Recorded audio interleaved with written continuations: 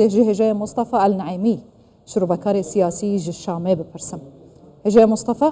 تو بخیرات یا کردستان 24 پنج هیوه سوریا به اسد پنج هیوه احمد الشرع ده صلاة الوی ولاتیت کت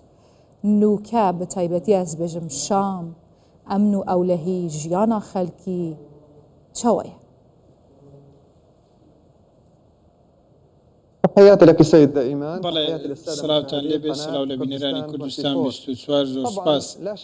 ڕاستیەکەی هیچ گومانێک لەوەدا نییە کە ئەو گۆڕانکاری گەورەی لە سووریا ڕوویدا یەکەم گۆڕانکاری گەورەیە لە ڕۆژهەڵاتی ناوەڕاست لە چوارچێوەی گۆڕانکاریە گەورە چاوەڕوانکراوەکان. ئەمەش بە گۆڕانکاریەکی سیاسی و سەرکردایەتی بوو کە ڕژێمێکی ڕوخاند و کەسانێکی دیکە بەتە دەوڵەتێک هاتە پێشەوە کە پێشتر ئێمە باسی ئەومان دەکرد ئەو وڵاتانی کە دەڕوخێنران بەهێزی سەربازی لە دەرەوە دەڕوخێنران و دەستی دەرەکی تێدا بوو ئەم جار زۆرێک لە بێسەروبەری دروستە بەڵام لە دەوڵەتی سووریای نوێ بارودۆخەکە تۆزێک جیاواز بوو لەبەرەوەی تێبینی ئەوە دەکرێت زۆرێک لە پێشکەوتن لەو دۆسیانەی کە پێویستن بە هەواڵگری و سەربازی و تەواوی دۆسیەکانی دیکە بە شێوەیەکی جیاوازتر بڕێوەچوو. دۆخی سووریا دۆخێکی هەڵاوێرد و جیاوازە، پێویستی بە لێکۆڵینەوە و وردبوونەوەیەکی زیاترەوە دەبێت بە وردێکی تەواوەوە هەڵسەنگاندنی بۆ بکرێت. من پێم وایە بڕیارەکانی ئەمڕۆی سووریا بە تایبەتی ئەوەی پێوەستە بە شەڕکەرە بیانیەکان کە لە دەرەوەی دەسەڵات لە دەرەوەی دەوڵەتی سووریا هەموو ئەوانە پێیان من بۆ شەڕکەرانی دیکە ئەوانەی کە تاکو ئێستا من باسی شەڕکەرەکان دەکەم باسی پێکاتەکان ناکەم، ئەوانەی کە نەهاتوونەتە نێو وەزارەتی ناوخۆ بە پاساوی جیاجا و هەوڵیان داوە دابشکرێن بەسەر بەرەکاندا پەیامێکە بۆ ئەوان پەیامێکی دیکەش بۆ هێزەکانی سووریای دیموکرات و ئەو ناوچانەیە کە ئەمریکا دەسەڵاتی تێدا هەیە دەیان پەیامی دیکە هەنە بە تایبەتی ئەوەی کە ویلایەتە یەکگرتووەکانی ئەمریکا دەیەوێت هێزەکانی سووریای دیموکرات ببێت بە بەشێکە دامەزراوەی دەوڵەت بەڵام میکانیزمەکە بە زۆرێکە تاکو ئێستا ڕوونیە و ناکۆکی هەیە لەسەر ئەو بابەتە لە نێوان مەزلوم عەبدی و ئەحمەد شەرع لەسەر ئەو بەچ میکانیزمێک لەبەرەوەی مەزلوم عەبدی پێی وایە کە یەکگرتنەوەی هێزەکانی سووریای دیموکرات دەبێت بە یەک پێک هاتە بێت، بەڵام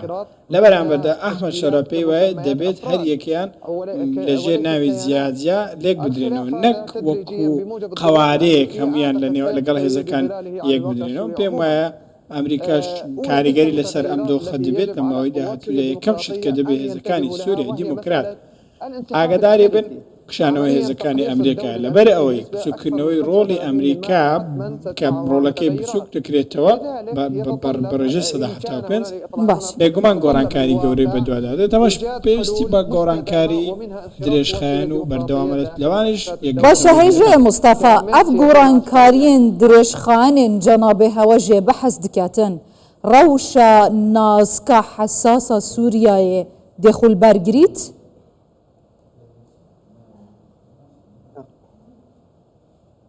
نعم حتما هنالك ضغوط داخليه وضغوط پێم وایە بڵێ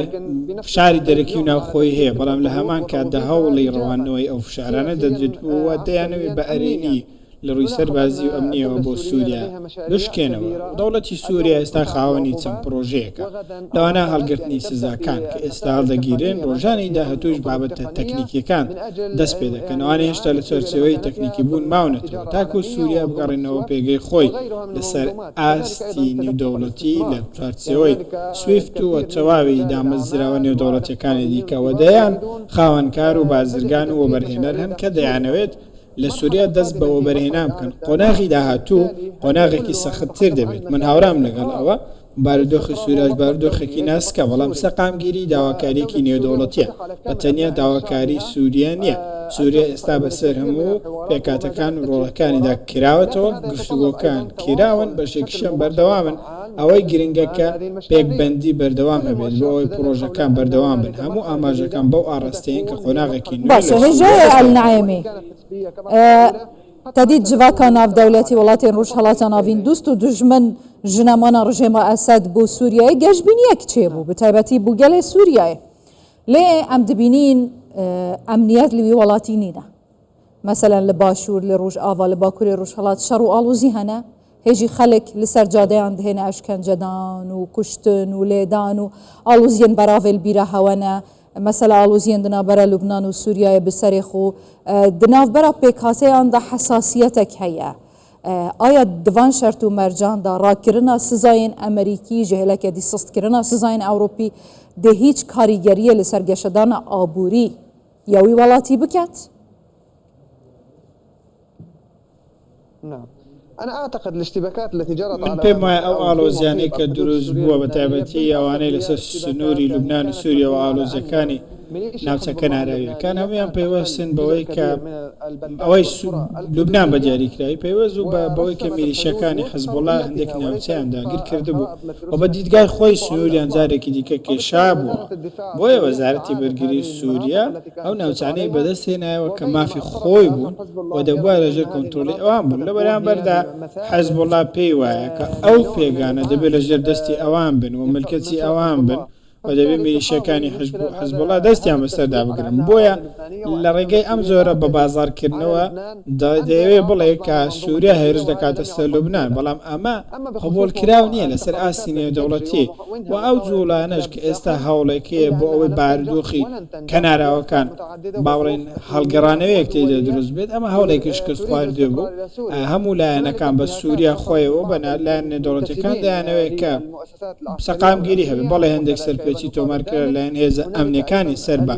حکوومەتی سووریا و دەیان سەرپێچی دیکەش تۆمار کراون بەڵام میلیشەکانی ئەسەدیش دەیان سەرپێچیان کردووە ئەوانەی کە بە درێژایی دەیان ساڵ خەڵکی سووریایان کوشت لە کاتێکدا جلوبەرگی سەربازیان دەپۆشی خوان بێزی ئەمنی لە قەڵەم دەدات و بێزگەلەوەی کە دەیان حاڵەتی ڕفاندن و ئەشکەنجەدانیان هەبوو لەلایەن وەزارەتی ناوخۆ وەزارەتی بەرگری